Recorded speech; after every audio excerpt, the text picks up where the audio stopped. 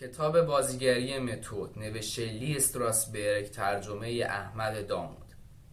تمرکز در برابر دوربین.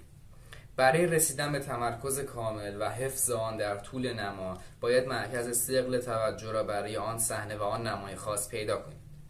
وجود تمرکز کامل حتی در ارائه شخصیت‌هایی که ظاهراً بی‌خیال و آکنده از آرامش‌اند نیز ضروری است.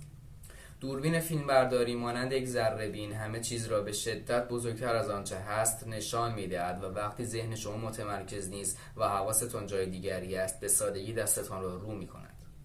به صحنه‌های یکسویه، صحنه‌های قاب عکسی نیز می‌گویند. در اغلب موارد از بین رفتن تمرکز به دلیل عدم تداوم در گوش کردن و شنیدن طرف مقابل و عدم توجه به اوست. همچنین ممکن است این مسئله مربوط به تنش‌های عضلانی باشد. بازیگران سینما و تلویزیون علاوه بر آرامش عضلانی سراسر بدن باید به آرامش عضلانی چهره خود که در نماهای درشت نقش سرنوشت سازی در ارائه بازی دارد نیز توجه مخصوص داشته باشند. به این ترتیب گاه از طریق تمرکز می توانید به آرامش عضلانی و ذهنی برسید. اصولاً بازیگر برای رسیدن به تمرکز دلخواه به هنگام بازی باید این خصوصیت یعنی داشتن تمرکز را در زندگی عادی خود نیز گسترش دهد.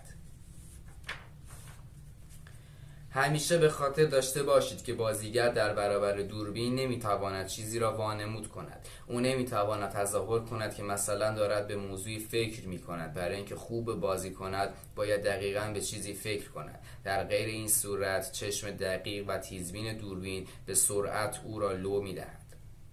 تمرکز از مهمترین ابزارهای کار شما در هر صحنه و هر پلان از فیلم است و برای رسیدن به تمرکز ابتدا به آرامش عضلانی و آرامش ذهنی نیاز دارید. هرگز بدون تمرکز کامل جلوی دوربین نروید.